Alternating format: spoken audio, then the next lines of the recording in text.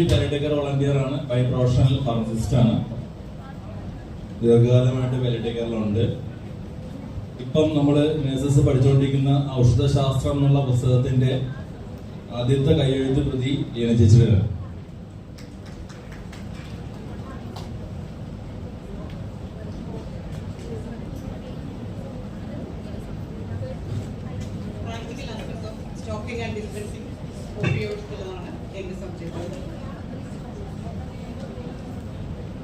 നമുക്ക് എപ്പോഴും എല്ലാവർക്കും നമ്മൾ കേൾക്കാറുണ്ട് റെക്കഗ്നൈസ്ഡ് മെഡിക്കൽ ഇൻസ്റ്റിറ്റ്യൂഷൻ.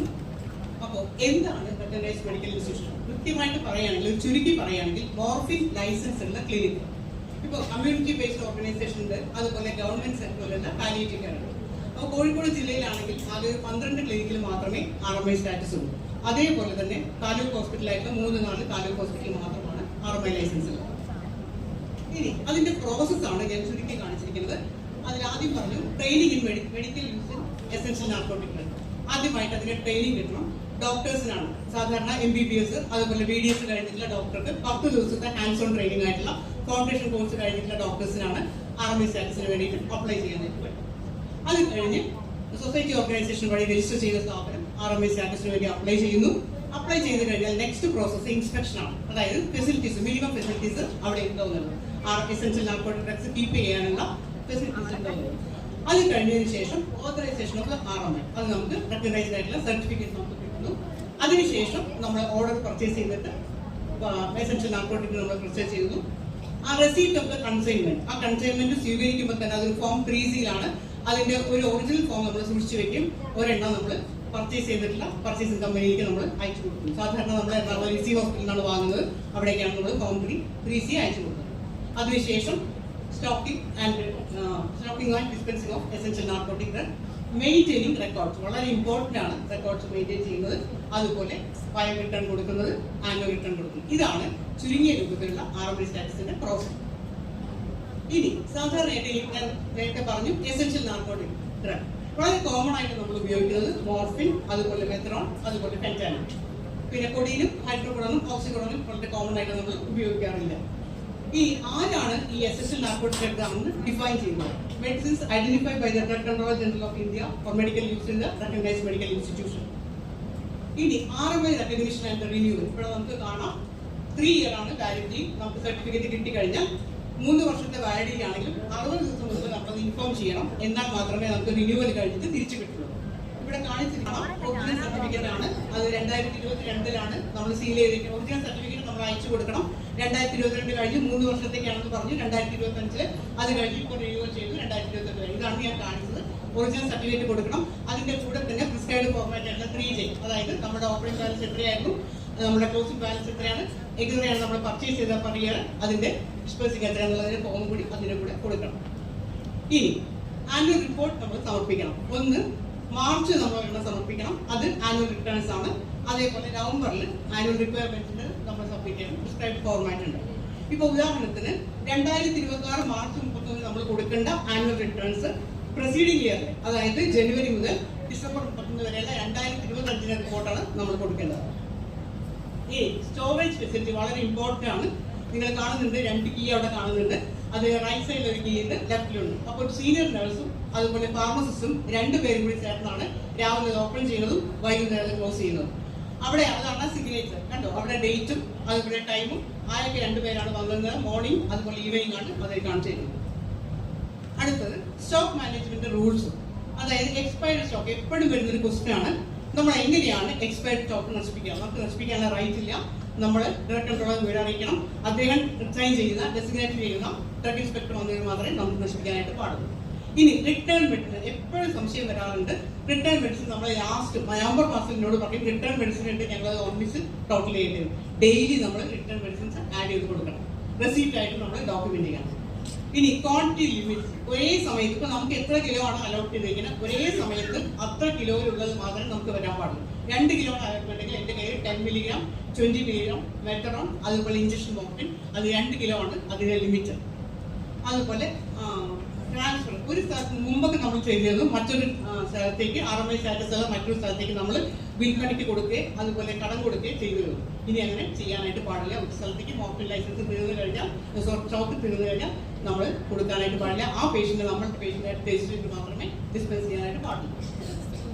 ഇനി യൂണിറ്റ് സ്റ്റോക്ക് മാനേജ്മെന്റ്, ഓരോ യൂണിറ്റും, അതായത് ഇപ്പോൾ പാലിയേറ്റീവ് കെയർ നമ്മുടെ IPM-ലാണെങ്കിൽ OP അതുപോലെ IP 2 ഹോം കെയർ ഇങ്ങനെയാണ് യൂണിറ്റ് ഉള്ളത്.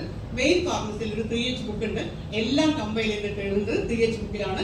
ഹോം കെയർ പേഷ്യൻസിനും അതുപോലെ IP പേഷ്യൻസിനുള്ള 3D അവരുടെ ഡെയിലി സ്റ്റോക്ക് രജിസ്റ്റർ ആണ്. ആ ഡെയിലി സ്റ്റോക്ക് രജിസ്റ്റർ അവർ ഡെയിലി ഹോം കെയറിൽ കൊണ്ടുപോകുന്നു. അതിനാണ് ഡിസ്പെൻസ് റിട്ടേൺ അവർ മാർക്ക് ചെയ്യുന്നത്. എല്ലാ ദിവസവും വൈകുന്നേരം അത് 3H ആയിട്ട് ഞാൻ ക്ലോസ് ചെയ്യും. ഇനി എല്ലാ പേഷ്യൻറ്റും നമുക്ക് മോർഫിൻ ഡിസ്പെൻസ് ചെയ്യുകയാണെങ്കിൽ എല്ലാ പേഷ്യൻറ്റിലും ഒരു 3 ഡോക്യുമെന്റേഷൻ വേണം. ഒരു ഫോം നമ്മൾ പ്രിസ്ക്രൈബ് ഫോർമാറ്റ് അറ്റാച്ച് ചെയ്യണം. ഇതിന്റെ എല്ലാ കോളവും ഫില്ലപ്പ് ചെയ്യണം. അതിന്റെ കോളത്തിൽ നെയിം ഉണ്ട്, അതുപോലെ കംപ്ലീറ്റ് അടുത്ത് ഫോൺ നമ്പർ ഉണ്ട്, അതുപോലെ ഏതെങ്കിലും ഒരു റെക്കഗ്നൈസ്ഡ് മെഡിക്കൽ ഇൻസ്റ്റിറ്റ്യൂഷനിൽ അവർ രജിസ്റ്റർ ചെയ്തിട്ടുള്ളത് അതൊക്കെ കൃത്യമായിട്ട് നമ്മൾ എഴുതണം. മോർഫിൻ കൊടുക്കുന്ന സമയത്ത് മോർഫിൻ 10 mg ആണോ 20 mg ആണോ, ബാലൻസ് ഉണ്ടെങ്കിൽ ബാലൻസ്, റിട്ടേൺ ആണെങ്കിൽ അത് കൂടെ ആഡ് ചെയ്തിട്ട് ആരാണോ സൈൻ ചെയ്യുന്നത് അവരുടെ റിലേറ്റീവ് ആരാണോ, മകനാണെങ്കിൽ മകൻ അവരുടെ പേര് എഴുതി ബന്ധം എഴുതിയിട്ട് സൈൻ ചെയ്യും. ഇതും തന്നെ ഹോം കെയറിൽ നടക്കുന്നത്. ഇനി ഞാൻ ഫോംസ് ആണ് കാണിച്ചത്. 3G എല്ലാവർക്കും അറിയാം. നമ്മുടെ ഓപ്പണിംഗ് ബാലൻസ്, അതുപോലെ നമ്മൾ ആ ഇയറിൽ പ്രൊക്യൂർ ചെയ്തത്, നമ്മുടെ ക്ലോസിംഗ് ബാലൻസ്, ഈ മയർ ക്ലോസിംഗ് ബാലൻസ് ആണ് നമ്മുടെ ഡിസ്പെൻസിംഗ് എമൗണ്ട് വരുന്നത്. അതുപോലെ 3C ഞാൻ നേരത്തെ പറഞ്ഞു, കൺസൈൻമെന്റ് ഔട്ട് കിട്ടിയതാണ് 3F. ഇതാണ് നമ്മളുടെ ഓപ്പണിംഗ് സിസ്റ്റം മുതൽ കാണിക്കുന്നത്. ഡബിൾ ലോക്ക് സിസ്റ്റം ഓപ്പൺ ചെയ്യുന്നത് കാണിക്കുന്നു.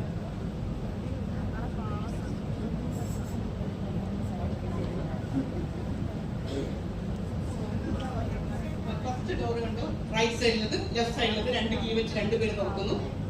അതേപോലെ ഉള്ളിലും അതിന്റെ സെക്കൻഡ് കീ കൊണ്ട് ഒരാൾ തുറക്കുന്നു, അടുത്ത സെക്കൻഡ് കീ കൊണ്ട് മറ്റൊരാൾ തുറക്കുന്നു. ഇതാണ് ഡബിൾ ലോക്ക് സിസ്റ്റം.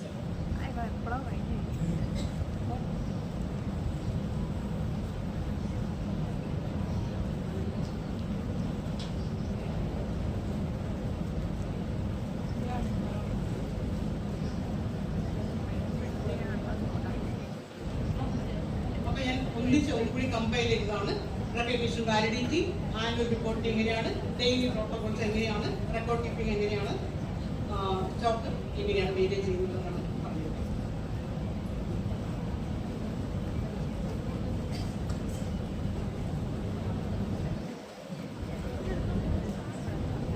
ഒരു പുതുതായിട്ട് RMI അപ്ലൈ ചെയ്യുമ്പോൾ എന്തൊക്കെ കാര്യങ്ങളാണ് നമുക്ക് അഡ്വൈസ് ചെയ്യാൻ പറ്റുന്നത്?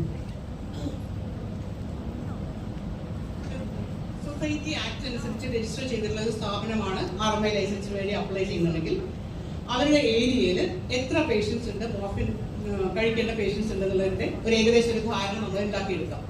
അത് കഴിഞ്ഞ് എത്ര പേഷ്യൻസിന് മോർഫിൻ ആവശ്യമുണ്ടെന്ന് പറഞ്ഞിട്ട് ഒരു കവറിംഗ് ലെറ്ററും വെച്ച് നമ്മുടെ 3F ഫോമും ഡീറ്റെയിൽസ് ആയിട്ട് നമുക്ക് പ്രിസ്ക്രൈബ് ആയിട്ടുള്ള MBBS കഴിഞ്ഞിട്ടുള്ള ഡോക്ടറുടെ ലൈസൻസും വെച്ച് സൊസൈറ്റി ആക്ട് അനുസരിച്ചുള്ള സ്ഥാപനത്തിന്റെ സെക്രട്ടറിയാണ് നമുക്ക് ആപ്ലിക്കേഷനായിട്ട് കൊടുക്കുന്നത്.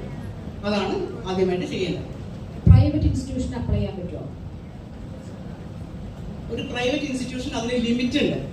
വളരെ കുറച്ചേ നമുക്ക് ചെയ്യാനായിട്ട് പറ്റുള്ളൂ. പക്ഷെ ഇത്തരത്തിലുള്ള വേദന അനുഭവിക്കുന്ന രോഗികൾക്ക്, ക്യാൻസർ രോഗികൾക്ക് മോർഫിൻ ആവശ്യമുണ്ടെന്ന് പറയുകയാണെങ്കിൽ അത് ചെയ്യാം. സൊസൈറ്റി ആക്ട് അനുസരിച്ച് രജിസ്റ്റർ ചെയ്ത സ്ഥാപനത്തിലാണ് ചെയ്യുന്നത്.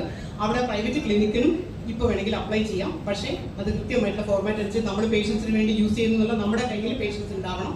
ക്യാൻസർ പേഷ്യൻസ്, വേദന അനുഭവിക്കുന്ന പേഷ്യൻസ് ഉണ്ടെങ്കിൽ മാത്രമേ മോർഫിൻ അപ്ലൈ ചെയ്യാനായിട്ട് പറ്റുള്ളൂ. പ്രൈവറ്റ് ഇൻസ്റ്റിറ്റ്യൂഷൻ എന്തെങ്കിലും ചാർജസ് ഉണ്ടോ? ഗവൺമെന്റ് ഇൻസ്റ്റിറ്റ്യൂഷനോ പ്രൈവറ്റ് ഇൻസ്റ്റിറ്റ്യൂഷനോ ചാർജസ് എന്തെങ്കിലും ഉണ്ടോ? ഏതിന് ചാർജസ്? പ്രൈവറ്റ് ഇൻസ്റ്റിറ്റ്യൂഷൻസ് അപ്ലൈ ചെയ്യുമ്പോൾ അവർക്ക് ഡ്രഗ് കൺട്രോൾ ഓഫീസിൽ എന്തെങ്കിലും ചാർജ് പേ ചെയ്യുന്നുണ്ടോ? 6000 രൂപയുടെ ഒരു ചലാൻ വേണം. ബാക്കി ഗവൺമെന്റ് ഇൻസ്റ്റിറ്റ്യൂഷന് വേണ്ട, കാരണം ഫ്രീ ഓഫ് കോസ്റ്റിലാണ് ഗവൺമെന്റ് ഇൻസ്റ്റിറ്റ്യൂഷൻ കൊടുക്കുന്നത്.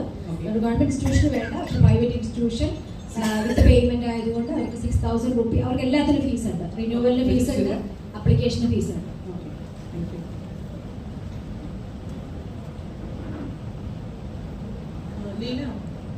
റിന്യൂവൽ ടൈം ഔട്ട് ആയ എന്ത് ചെയ്യും?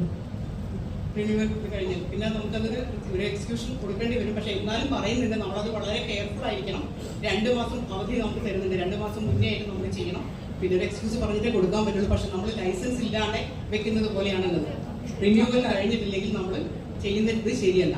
കാരണം നമുക്ക് നമ്മുടെ ലൈസൻസിന്റെ കാലാവധി കഴിഞ്ഞു, അതിന് മുന്നേ തന്നെ നിർബന്ധമായിട്ട് റിന്യൂവൽ നമ്മൾ ശ്രദ്ധിക്കണം. കാരണം ഒരു എക്സ്പീരിയൻസ് ഉണ്ടായിട്ടുണ്ട്. അപ്പോൾ അത് റിന്യൂവൽ ചെയ്യാൻ പറ്റിയില്ല. നമ്മുടെ ഓൾറെഡി സ്റ്റോക്കിൽ മെഡിക്കേഷൻസ് ഉണ്ട്. അപ്പം അവർ വീണ്ടും റിന്യൂ ചെയ്യുകയാണ് ചെയ്തത്. പക്ഷെ അത് ശരിയല്ല. കാരണം നമുക്ക് കിട്ടിയിട്ടുള്ള റൂൾസ് ആൻഡ് റെഗുലേഷൻ അനുസരിച്ച് റിന്യൂവൽ ചെയ്യാതിരിക്കാൻ പാടില്ല. റിന്യൂവൽ ചെയ്യാതെന്ന് വെച്ചാൽ നമ്മുടെ കയ്യിൽ ലൈസൻസ് ഇല്ല.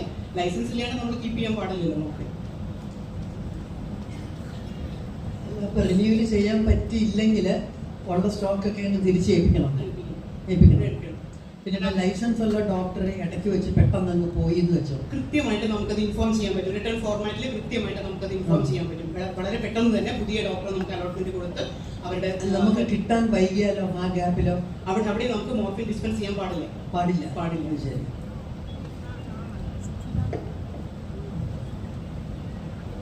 അതിനകത്ത് ഒരു കാര്യമുള്ളത്, നമുക്കൊരു ഇൻസ്റ്റിറ്റ്യൂഷനാണ് മോർഫിൻ ലൈസൻസ് കിട്ടുന്നത്, അല്ലാതെ ഒരു വ്യക്തിക്കല്ല ലൈസൻസ് കിട്ടുന്നത്. അപ്പം നമ്മളിപ്പം കഴിഞ്ഞു പോയാലും കൊടുക്കുന്നതിന് ബുദ്ധിമുട്ടില്ല. പക്ഷെ ആ ഡോക്ടർ ഓൾറെഡി ആ ലൈസൻസിൽ ഉണ്ട് അവിടെ. അപ്പം നമ്മൾ എത്രയും പെട്ടെന്ന് ഇൻഫോം ചെയ്യുക എന്നുള്ളതാണ്. എന്ന് വെച്ചിട്ട് ഒരു ഡോക്ടർ മാറിപ്പോയി എന്ന് വിചാരിച്ച് അപ്പം തന്നെ നമ്മളുടെ ഡിസ്പെൻസ് സ്റ്റോപ്പ് ചെയ്യേണ്ട ആവശ്യമില്ല. കാരണം ഇൻസ്റ്റിറ്റ്യൂഷനാണ് ലൈസൻസ്, ഇൻസ്റ്റിറ്റ്യൂഷനാണ് അതിൻ്റെ റെസ്പോൺസിബിൾ പേഴ്സൺ. പക്ഷെ നമ്മളത് ഇൻഫോംഡ് ആയിരിക്കണം. ഈ ഡോക്ടർ മാറി പുതിയ ഡോക്ടർ ചാർജ് എടുക്കുക, ആ ഡോക്ടറുടെ പേരിലോട്ട് ആ ലൈസൻസ് മാറ്റണം എന്നാണ്. പിന്നെ ഒരു കാര്യം കൂടെ എനിക്കുള്ളത്, ഇപ്പം നമ്മുടെ ഒറിജിനൽ RMI നഷ്ടപ്പെട്ടു പോയി എന്ന് വിചാരിച്ചു. അപ്പം എന്താ ചെയ്യാൻ പറ്റും? ഒറിജിനൽ RMI ആക്ച്വലി 3 hours കഴിയുമ്പം ഈ ഒറിജിനൽ RMI തന്നെ സബ്മിറ്റ് ചെയ്യണം. ഒറിജിനൽ RMI സാധാരണ പല ഇൻസ്റ്റിറ്റ്യൂഷനിലും അവർ കീപ്പ് ചെയ്യുന്നതനുസരിച്ച് നഷ്ടപ്പെട്ടു പോകാറുണ്ട്. എന്തായാലും ചെയ്യാൻ പറ്റും? ഞാൻ സാധാരണയായിട്ട് നമുക്ക് എന്താ വെച്ചാൽ ഒരു ഫോട്ടോ കോപ്പി എടുത്ത് വെക്കാറുണ്ട്. ഒരെണ്ണം ഒറിജിനൽ ഓഫീസിൽ ഉണ്ടാവാറുണ്ട്. ഇതുവരെ എനിക്ക് അറിയില്ല അതിനെക്കുറിച്ച്. അങ്ങനെ സംഭവിക്കാറുണ്ട്, പല ഗവൺമെന്റ് ഇൻസ്റ്റിറ്റ്യൂഷനിൽ സംഭവിക്കാറുണ്ട്. പക്ഷെ നമ്മൾ എന്തുകൊണ്ട് നഷ്ടപ്പെട്ടു എന്നുള്ള വ്യക്തമായ റിട്ടേൺ അവിടെ കൊടുത്താൽ മാത്രമാണ് പിന്നെ നമുക്കത് ഇഷ്യൂ ചെയ്യുന്നത്. പിന്നെ വേറൊരു കാര്യം പറഞ്ഞതില്ലേ, ആ ഡോക്ടർ ഫുൾ റെസ്പോൺസിബിൾ പറഞ്ഞല്ലോ, ഡോക്ടർ മാറി പോകുന്നുണ്ട്. അവർ ഫുൾ റെസ്പോൺസിബിലിറ്റി എടുക്കണ്ടേ ഇങ്ങനെയാണെങ്കിൽ? കാരണം ഡോക്ടർ അവിടെ നിന്ന് മാറിപ്പോയി കഴിഞ്ഞാൽ മോർഫിൻ ഡിസ്പെൻസ് ചെയ്താൽ അതിന്റെ റെസ്പോൺസിബിൾ പേഴ്സൺ ഡോക്ടറാണല്ലോ. അപ്പോൾ അങ്ങനെ റെസ്പോൺസിബിലിറ്റി എടുക്കുന്നുണ്ടെങ്കിൽ മാത്രമല്ലേ നമുക്കത് ഡിസ്പെൻസ് ചെയ്യാനായിട്ട് പറ്റുള്ളൂ. കാരണം എനിക്കൊരു അനുഭവം ഉണ്ടായത്, ഡിസ്ട്രിക്ട് ഹോസ്പിറ്റലിൽ ഇതുപോലെ വന്നപ്പോൾ ഡോക്ടർ മാറിക്കഴിഞ്ഞപ്പോൾ അവർ കൊടുത്തിട്ടില്ല, അത് അവിടെ സൂക്ഷിച്ച് വെക്കുകയാണ് ചെയ്തത്. അടുത്ത ഡോക്ടർ വരുന്നത് വരെ ഡോക്ടർ പറഞ്ഞു അതിന്റെ റെസ്പോൺസിബിലിറ്റി എനിക്ക് ഏറ്റെടുക്കാൻ പറ്റില്ല. ഓതറൈസ്ഡ് സൈൻ വേണം. അതായത് നമ്മുടെ ആ രജിസ്റ്ററിനകത്ത് നമ്മൾ കൗണ്ടർ സൈൻ ചെയ്യണം, ഡോക്ടർ സൈൻ വേണം. ആ ഡോക്ടർ സൈൻ ചെയ്യുവാണെങ്കിൽ ഡോക്ടർ, അല്ലെങ്കിൽ ഈ പറഞ്ഞ ട്രെയിനിങ് കഴിഞ്ഞ ഡോക്ടറുടെ സൈൻ വിത്ത് പെർമിഷനോട് കൂടി കൊടുക്കാം. പെർമിഷൻ ഇല്ലാത്തതുകൊണ്ട് പിന്നീട് നമ്മളാണത് ഡിസ്പെൻസ് ചെയ്യുന്നത്. അപ്പോൾ ചോദിച്ചു കഴിഞ്ഞപ്പോൾ അത് ഡിസ്പെൻസ് ചെയ്യേണ്ടതാണ് പറഞ്ഞത്.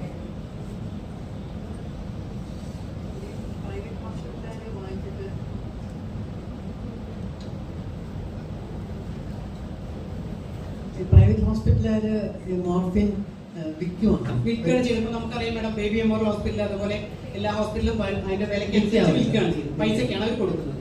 പിന്നെ അവർക്കൊരു ലിമിറ്റ് ഒന്നും അവർ പറയാറില്ല. നമ്മളൊക്കെ ലിമിറ്റ് വെച്ചിട്ടാണല്ലോ കൊടുക്കുന്നത്. അവർ കൊടുക്കാറുണ്ട് പേഷ്യൻസിന്.